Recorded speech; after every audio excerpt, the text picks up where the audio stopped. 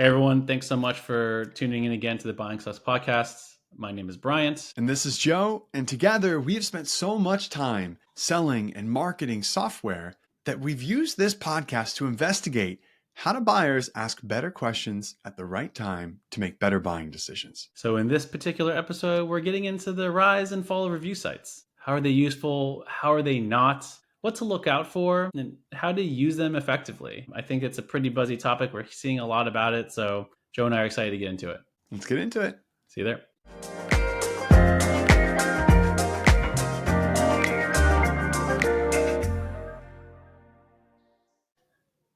Hey everyone, welcome back to the Buying Sucks podcast. Once again, we appreciate anyone that has listened in and is keeping track. Again, we love the feedback. We love the reactions. Let us know where we should head next and what we should focus on. But this week we have a bit of an interesting topic. Joe, what are we talking about? We're talking about review sites, the rise and the fall. This is like ancient Rome, but for B2B buying. You know, it's interesting. I personally have done so much when I was on the selling side, a ton of competitive intelligence, like who are our competitors? What are they doing? And G2 is a great way of identifying them.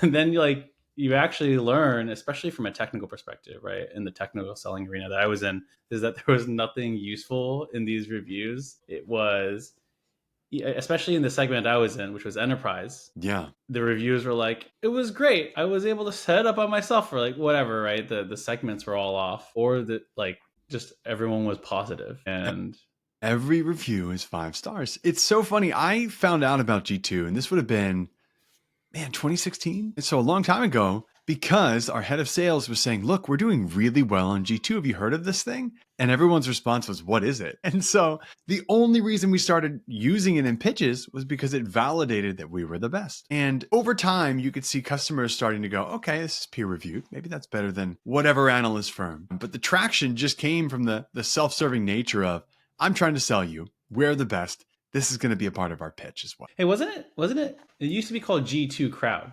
G2 Crowd. Yeah. Yep. When did they actually, I'm having a moment.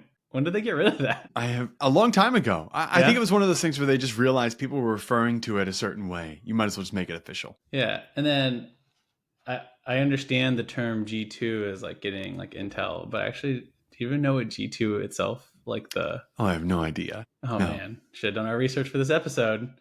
I believe, because I've heard people say, let's go get G2. Oh God, we'll cut this out because this is incredibly embarrassing, but I think it has something to do with getting information about something. Yeah, I'm sure. Military term. We both work for someone that was in the military, and I think that he's just sighing right now if he's listening. Haven't I taught you the vernacular? Of anything? Yeah. Of anything? Yeah. So yeah, we're getting into G2, not just G2, but review sites in general. And as I was preparing for this episode, it's actually really interesting to know that there's a lot of them. G2 is the household name, but there's a lot more of them. There was a lot that started when G2 started, and then a lot that fell off, and then a lot that are popping back up again is like G2, but better, right? This concept of we're similar, but now the reviews are real. And so I think you're seeing all these copycats. Maybe if we even just back up for a second. Why do these things exist? Brian, why would you go to one as a buyer? Is there any obvious reason there? As a buyer, it's around awareness, I think, personally. I'm a bit jaded. I think the reviews are not useful, but the aggregation component, I think, is really valuable. Being able to know who's out there, being able to know what exists. Essentially, if you follow Pep Lau, he talks about consideration sets a lot. It's how do I know who to even consider? And personally, that I use G2 a lot for figuring out the who. And I think there's a lot of problems with that, which we'll talk about later, but that's certainly how I think about it. How about you? How are you using it in your day-to-day? That's dead on. And you think about it as a seller, one of the hardest things is to get customer proof. You want quotes, you want validation. That validation can't just be from an analyst. And I think the general consensus from buyers right now is these analyst firms can be trusted sometimes, right? I say that where you're always wondering, are they being paid off? Is this real? And so these things became so popular because it was a chance to say, real people like us, we can prove it. But what happened where most of these reviews are just point in time. Hey, they set us up really quickly. It seems to be pretty good. And now you've got a review from the third week they're using it and it's 5 stars. And it comes back to what we're talking about here, just the overwhelming positivity for every single vendor. Yeah, the point in time is interesting. It's like you go through implementation and you're like, hey, Yeah. if you liked it, please review us. I mean, obviously, you Oh, yeah. you just got off the call with their CSM, you just got off the call with their Yes. implementation manager. The other day I was at the barber. I was getting a haircut. And he's like, hey man, take out your phone. And I was like, okay. And he goes, leave a 5-star review for me right now. I'm like, excuse me? Really? Yeah. And I've been going to this guy forever. So it's like, Yeah. it's totally fine. I will say I felt very exposed because I've never left a review. Like, I just don't do that personally. Yeah. And that's actually worth mentioning. It's like, there's like very specific people that leave reviews. Not everyone does it. Like the most critical feedback might not make it out there. People don't want to. But yeah, if you somehow find me on Google, my one review I've ever made is from my barber. Well, that is such a good point, though, is the context and the point in time that the review was given, right?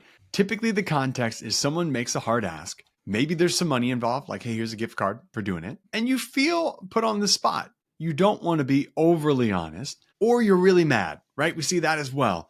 And you look at these reviews and they're so polar opposites of it was terrible, never buy from them, to there's nothing else that should exist, the only software option to choose. Yeah, totally. And how much context can you get from like the 10 words and the 3 basic questions and like however they decide to extract a useful insight from you?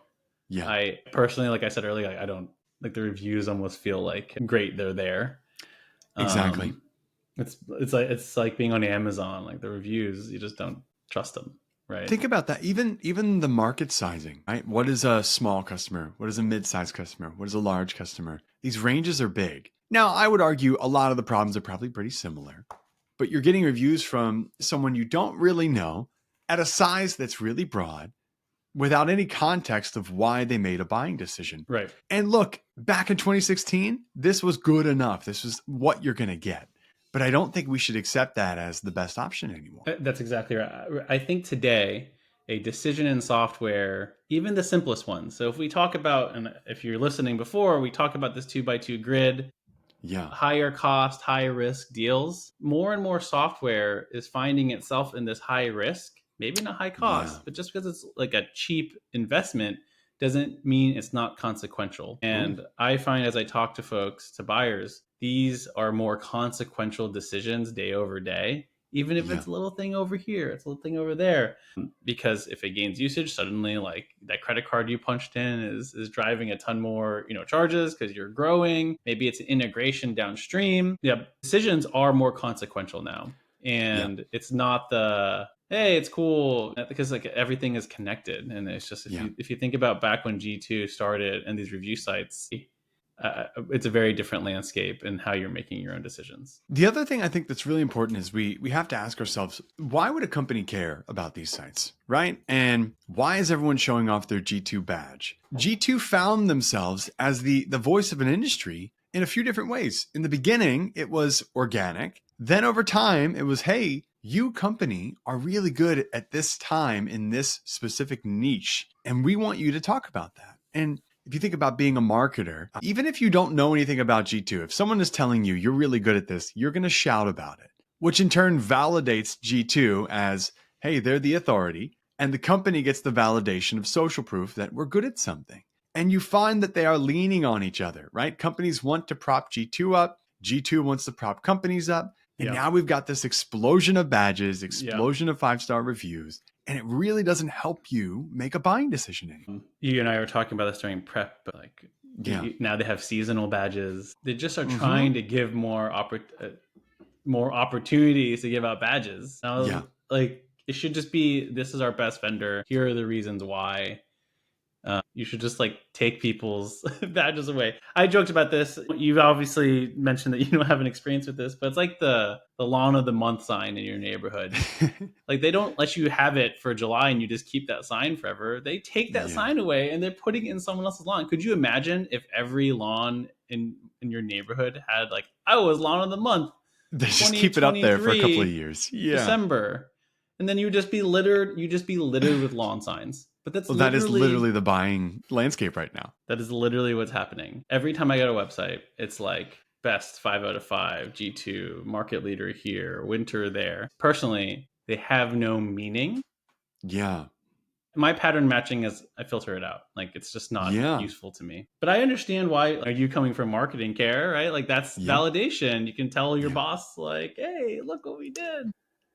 Well, it's tough too because I think the original idea made sense. Is hey, we're looking at a category. They're the best when it comes to mid market for that category. They're the best when it comes to customer support or even usability for that Yeah. category. But now it's gotten so sliced and diced that I think it actually makes it even harder to make a Right. buying decision There's because too many you've got to weigh all factors of this. evaluate. There's Yeah. too many ways that you can get something. It should Mhm. just be on you're good at this thing and at this size of company. Because I agree, Yeah. segment's super important. But now it's Yeah. like you're good at this thing, this size of company, this year, this season, this. I mean, let's not harp on this too much. I'm like it bothers me, but I get it, I suppose. So even when before we get into what's happening with these sites, why would I care as a buyer right now? I'm hearing all of these things. Is there any use that could be extracted from this before we even think about what's happening to them right now and why that even matters? To me, it's awareness. It's hard to Yeah. know. There are reviews now that people are trying, or information, studies coming out that people are trying to pick the best solution. Yeah. And I think this is the best part about G2 is you don't you're at such a disadvantage as a smaller organization. Brand notoriety, awareness, that Yeah. being on G2 at least gives you the opportunity to have some mind share with buyers. And buyers do want to pick the right solution. They aren't always necessarily picking the incumbents. They probably will for about 1,000 other reasons. Yeah. But I mean, I think the awareness piece is super important. I don't know. You've worked at smaller organizations. Was that a big help in driving inbound awareness, being on these review sites? I think that's our hope, and that we hope that there's discoverability, right? If I go there and I go, I've used the best vendor in this category, whatever, name your behemoth, right? Yeah. And I just want to know what else is out there. And we see this for a few reasons. If you are a bigger enterprise, you think you can influence a roadmap heavily if it's a smaller vendor. Maybe there's certain features you're really looking for, or maybe you've just been burned because you had a CSM at a big company that ignored you because you didn't spend enough millions. And so you go to G2 and you go, well, who's close to them? Who are they similar to? And you start to find or discover these other vendors. That's probably still a great use case, is building your list, understanding who's in the space. I think the caveat is really, what do you do once you've gone to that list? There's a lot of vendors there. How do you really rank that and understand it? Yeah. The list of issues is just, and I think that we will get into why it's not great for buyers, but how you can use them effectively. Yeah. To me, it's all around using it the right way for the right type of decision. So not everything is the same. And I think we should it should be, we talk about this a lot. Let's right size your effort based on the thing that you are trying to accomplish. In this case, it's buying a specific body of software. How do you put in the right amount of effort because it's worth it for X, Y, and Z? Hey, go ahead. Well, let me ask you this. Where do buyers go now, right? We think review sites are at a place, and we'll talk about that, where they're seeing a fall. But where are we seeing buyers flow out and into? What are the other options out there to do your list building, to understand the players in the space? And we talked about this in our very first episode as we talked about the landscape. Yeah. Buyers, alarmingly, in my opinion, start their search by picking up the phone, talking to someone that maybe has a similar role as you, but different industry, different size, like everything else is different, except they have customer service in their name, like their marketing in their name. And suddenly, we assume that's all relevant. I think that's a really big thing. What else are you saying? I'm seeing a lot on, just the other day, I shared a LinkedIn post. Hey, I'm a company this size looking for this use case. What are you using out there? You get spammed, right? Bots come swarming in. Your DMs probably get filled on LinkedIn. Yeah. I do see a lot on Reddit as well, yeah. which is interesting to see that Reddit has become this place for B2B buying. Totally. And then absolutely, like we talked about in previous episodes, communities, Pavilion, Exit 5, all of these spaces where you're reaching out and you're saying, I've got this problem. What are you using? I think the problem we hit back on, just like G2 is too noisy, these other options are too clouded and biased. You're getting a response from someone that is just going to tell you this was the best for me, and you're hoping that that maps directly to you. The interesting thing that I think is that they have all these alternatives that are popping up, people that feel are more trustworthy. Another one is, if anyone can hear the baby crying, Lucas is high. Another one I think that's super important is that people are going to these other sources, so Reddit, socials, but dark social as well. So I think you're huge on this, right? Finding communities where you can communicate more privately, where vendors haven't like inserted themselves. But as a result, if we talk about the rise and fall, right now we're seeing a fall of review sites because of all these alternatives. So traffic is actually tanking. I think you share these stats with me. What are the trends that we're seeing today with these review sites? Yeah, this is from Eric over at Winter, and it was interesting. He's looking at the SEMrush data on these major review sites. G2 traffic is down 85% in the last 2 years. TrustRadius is down 80%. Capterra is down 70%. GetApp is down 85%. Software Advice is down 80%. This is massive. That is a total drop off from these sites that used to be the foundation of how do I start my search? How do I consider these vendors? And then how do I validate them later in the process? Sorry, I was muting the baby. This drop in traffic, I think, is really indicative of something. People are going to other places to do these searches, get honest reviews. Social proof is becoming bigger. We can't ignore the elephant in the room is that people probably are trying to ask ChatGPT. Absolutely. Yes. I absolutely do it. Yeah. Do you see any issues with that approach for buyers today when they're punching information in ChatGPT? Look, and we'll get to this in a moment. We're not trashing everything. Yes, we are. The problem with ChatGPT is even when you and I have tested it for buying decisions, you often get the known names, right? It's the old days of like, you're not going to get fired buying IBM. A lot of the responses you get from ChatGPT are in the context of these are the big names you should consider.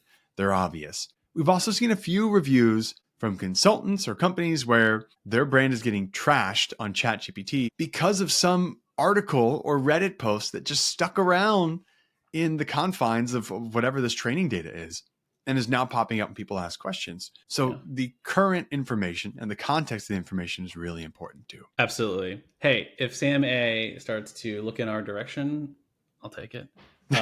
So we can trash away. There are a couple things about ChatGPT that I'll just poke at and let's move on. Firstly, the models are not always fresh. I think that's a big problem.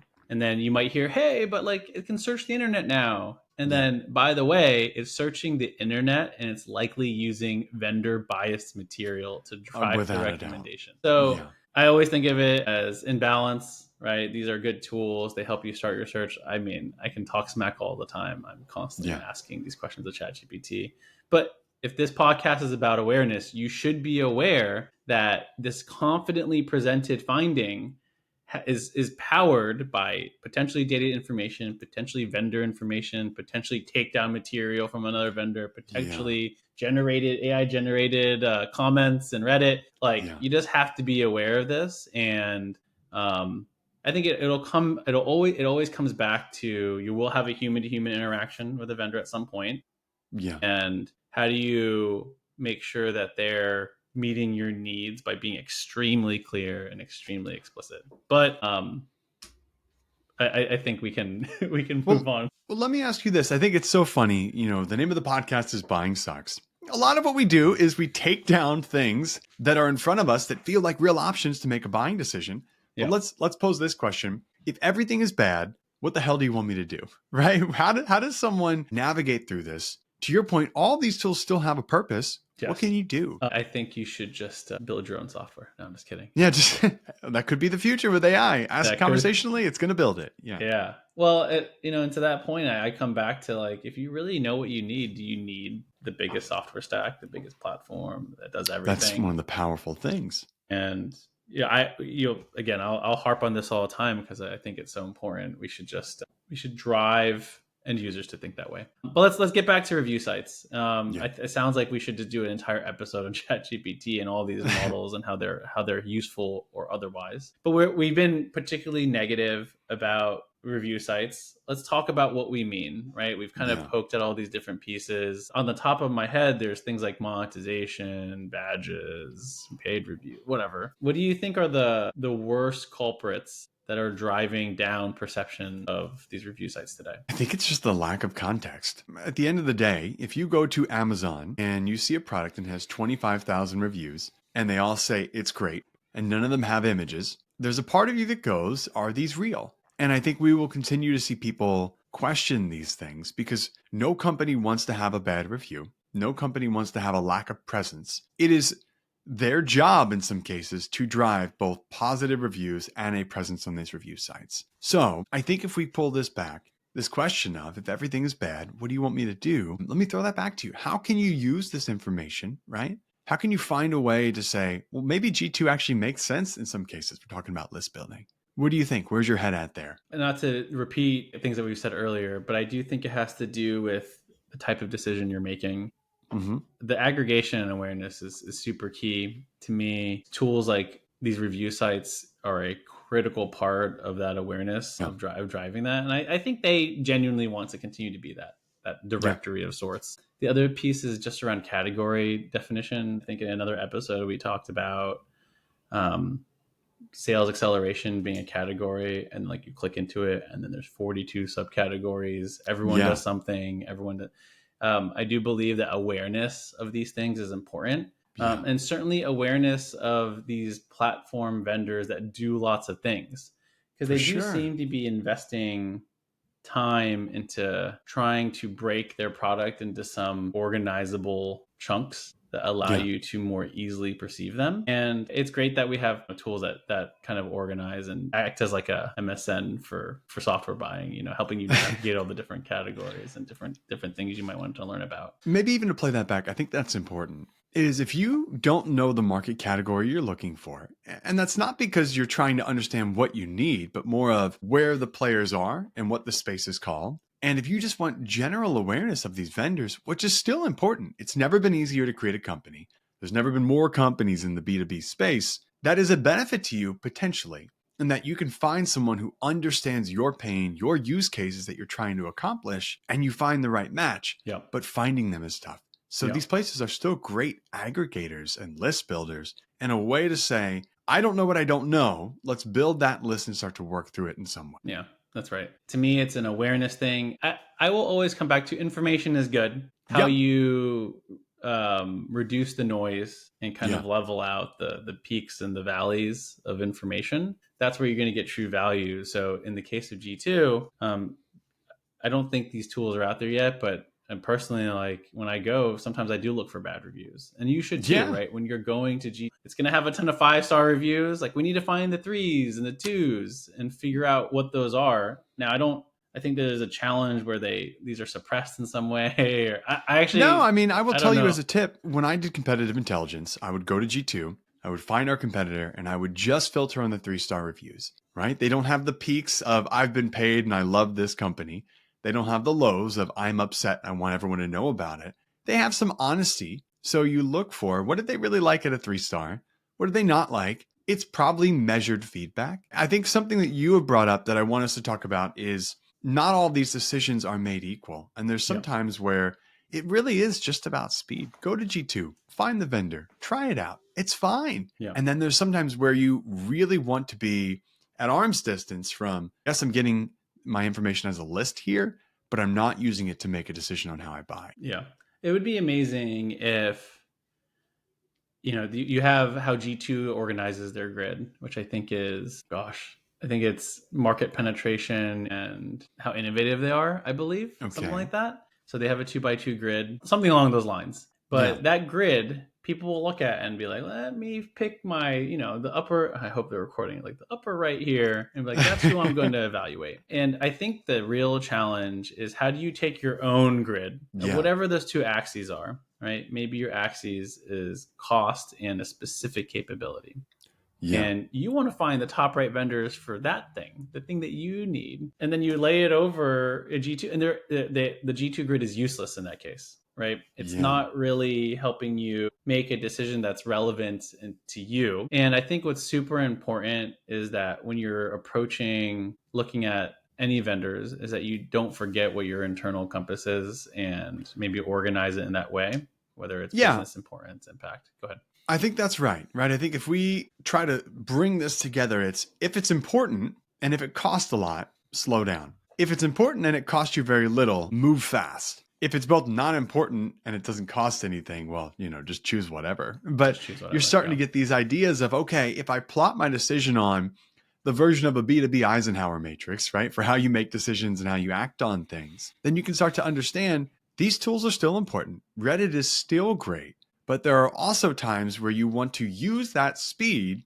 to then give a lot of time and distance between these really important, really costly decisions where you have to know what's important to you. Yeah, absolutely. I think if we sum it all up, yeah, the sites are not all so bad.